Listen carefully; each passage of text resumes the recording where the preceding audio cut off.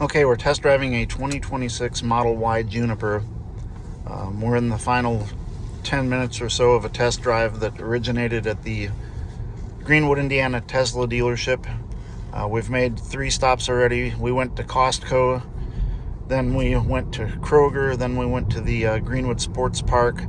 All kinds of driving, small roundabouts, yields, speed bumps, railroad tracks, testing in parking lots, many things, and no interventions have been required. There were a couple in the parking lot before we figured out how to tell it where to park, which turned out to be very simple and intuitive. In fact, Billy there in the back seat. Say hi, Billy.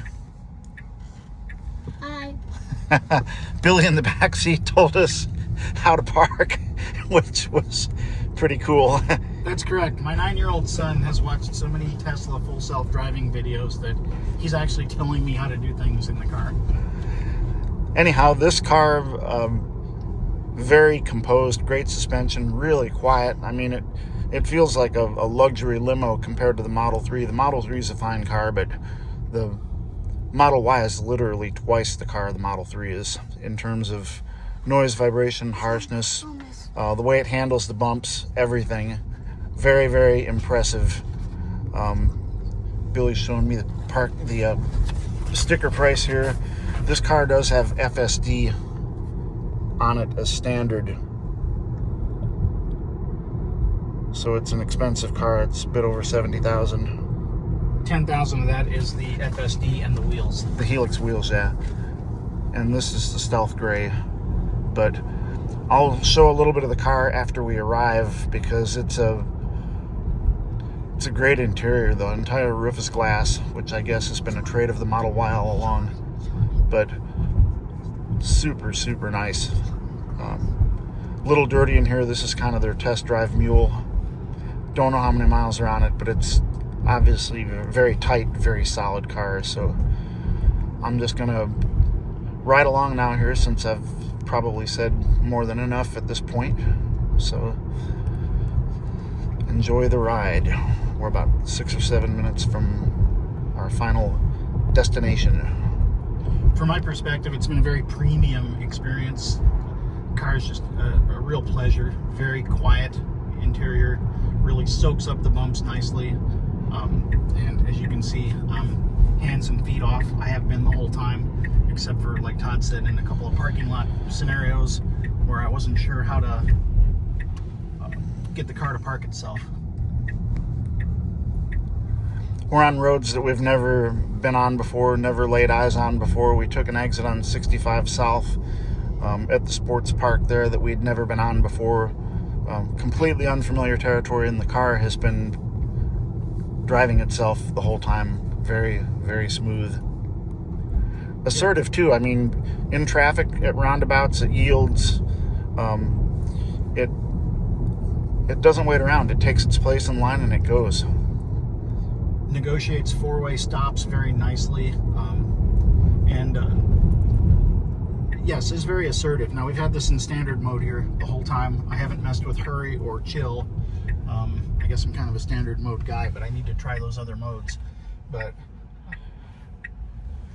really no complaints whatsoever, and I'm not at all unwilling to admit that it is a much smoother driver than I am. Acceleration, braking, lateral maneuvers, lane changes, and even like being out on the highway among a lot of different lanes of traffic, moving at different speeds. This car sees all around itself and does a much smoother job picking spots, getting in and out of lanes as it negotiates freeway traffic in a way that is in line with your settings. In other words, your speed profile and your mode, whether you're in chill or hurry or standard. The car really is way ahead of the way I think as a driver. I'm not at all unwilling to admit that. And you're talking about a guy here who, not a doubt in my mind that the guy sitting next to me has over 1 million miles of easily of highway and city driving, all kinds of driving under his belt. And to say that is pretty impressive. way to characterize the human nature of FSD. As I observe what the car is doing in full self-driving and think about what I would be doing if I were in control of the vehicle, I often catch myself thinking as the vehicle initiates a maneuver, wow, I wasn't ready to do that yet, and the car is doing it already, and really have yet to question in any meaningful way any of the decisions that the FSD computer has made driving the car. It's a very relaxing, very comforting, and just a very pleasant way to get from one place to another in a vehicle.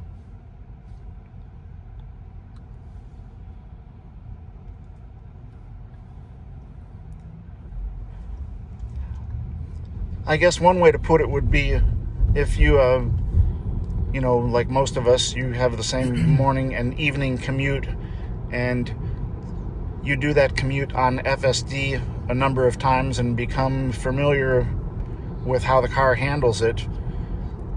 Imagine what a pleasure going to or coming home from work and just letting the car do the work while you relax. Certainly you still need to be ready to intervene if something out of the ordinary happens, but once you have that comfort zone that that the car is going to behave on your commute, think about how much better that could make everyone's day, just to have that time back as just relaxing time, rather than time, especially if you have a gnarly commute full of bad traffic. And I don't think drivers on the road are getting any nicer these days, so there's just a lot to be said for, even at this point, which I'm convinced we're closer to full autonomy than many people realize. But even where we're at right now with the supervised version of FSD, there's a lot here that could make a lot of people's lives better, and I have a feeling that just not enough people know about this and how very, very good it really is. Yeah, another thing I'd like to add is that with the increase of incidents of road rage, and myself being wired where I tend to take things personally on the highway more than I should, I've tended to flare up at other drivers when they do silly things, whether I think they did it intentionally or not.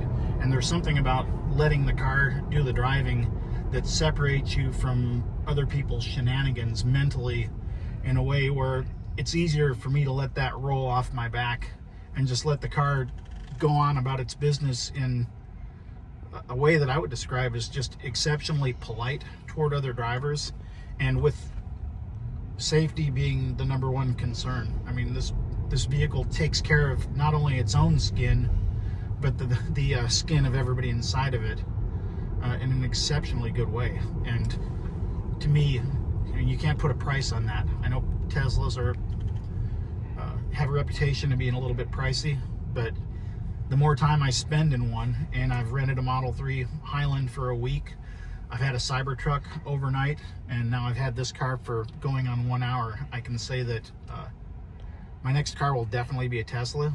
Not sure which model yet, but right now I'm leaning heavily toward the Model Y, the 2026 Juniper update, and I'm not even looking toward anything else right now.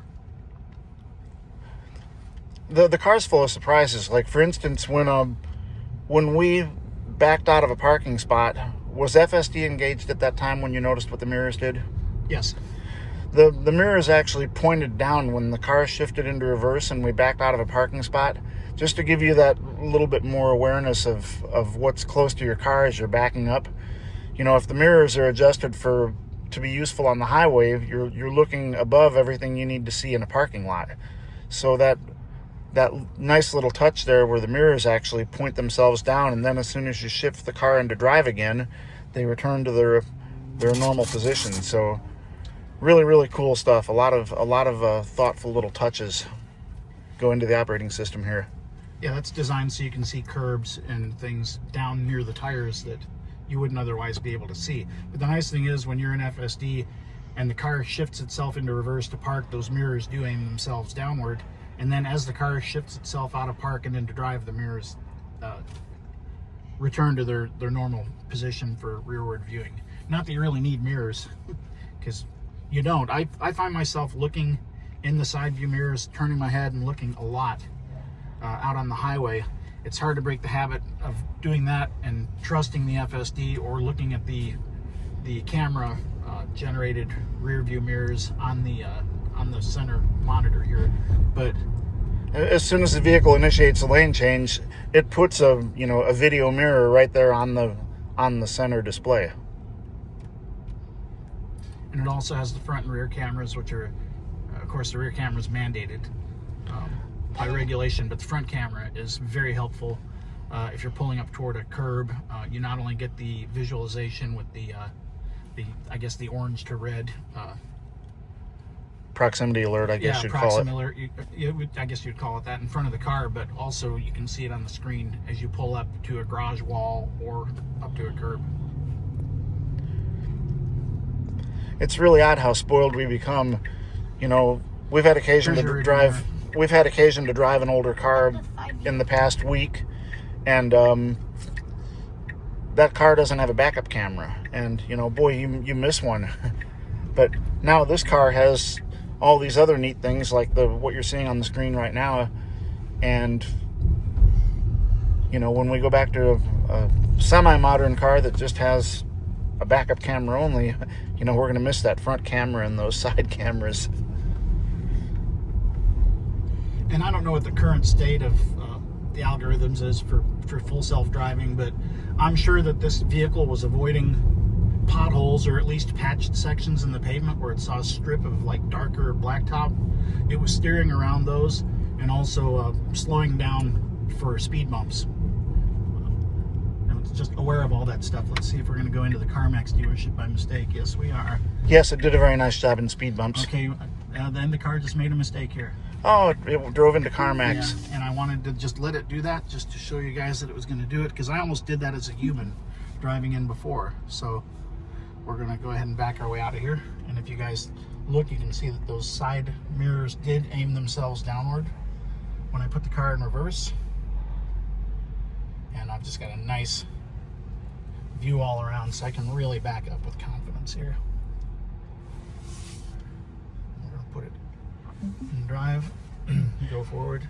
And I did show the mirror behavior. Yes. So the car was perfect until it was on the doorstep of being home, and then it missed this turn right here. Well, it doesn't want us to take it home. It wants us to keep it.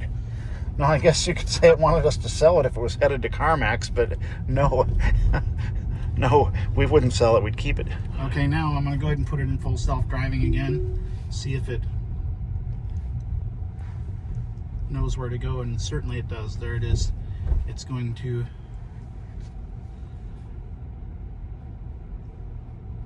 go up here and hopefully turn right.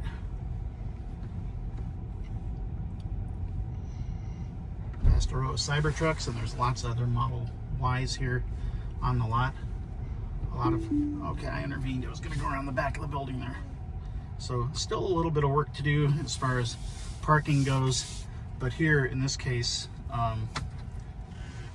hopefully we can get the car to park itself. Okay, yeah, see the P's that are popping up on the screen?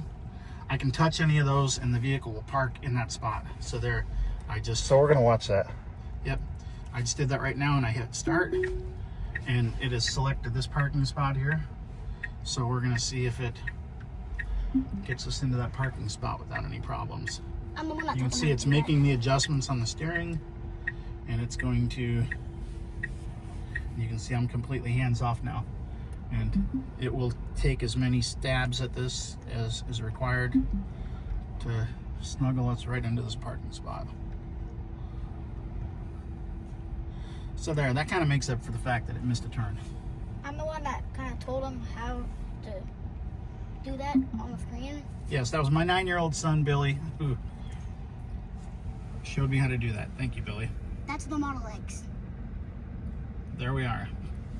What a great drive.